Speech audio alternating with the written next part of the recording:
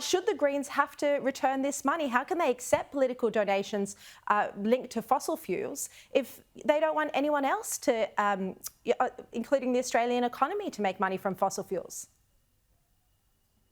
Sharri, this is breathtaking, and the Greens have tried to explain this in a very clumsy way. To say the donations to federal divisions of the party's state branches were consistent with federal donation laws is a glaring, shameless technicality, and certainly not in the spirit of the so-called integrity on which the party purports to pride itself. For his part, one of the donors, Fred Wallard, says the return of the funds was a matter for the Greens if they would hand back his historic donations. But he was quick to point out that he runs a funds management company, not a fossil fuel company, and that he has invested in a range of industries, including the renewable sector. Sharri. Now, in New South Wales, government documents leaked during the state election campaign have revealed that the equipment which caused the shutdown of the Sydney rail network last week, and that caused major chaos for commuters, hours and hours of delays across Sydney, that this equipment has been obsolete for over a year. The leaked documents show the government was warned about the old equipment but took no action. Adam, the leak of these documents, along with the chaos in the rail network last week, do you think this is going to have an impact in how people vote come a week on Saturday? I think it will, Sharri, just as there's an expectation that your local council is going to collect your garbage. Trains is right up there as a priority for Sydney people wanting to avoid the expense and time involved with driving through tollways.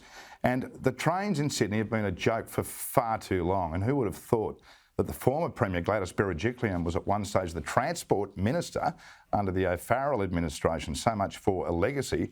She was also the long-serving shadow Transport Minister and was the very first to condemn Labor over the poor state of Sydney's rail network through the noughties.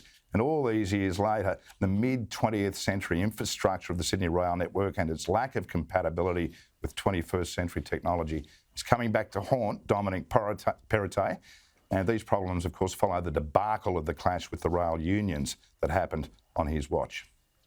Now, another story in the news today, there are more calls to tighten our cybersecurity. There's experts warning that we need to avoid the loss of critical AUKUS blueprints to Chinese hackers. Cybersecurity experts are saying that we could be the weak link in the Five Eyes partnership, and particularly in the partnership with the United States and the UK.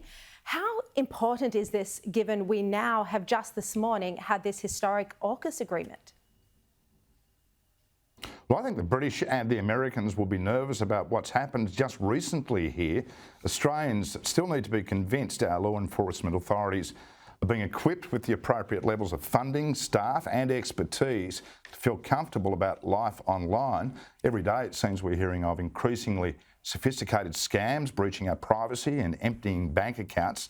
And it's clear from the experience of Optus and Medibank late last year that the evil minds of the dark web seem to be 2 steps ahead of the authorities in this country. Now, the potential is nightmarish when you consider that cybersecurity experts are expressing real fears about the integrity of our military security, especially on this day. Sharri. Absolutely. Adam Walters, thank you for joining me.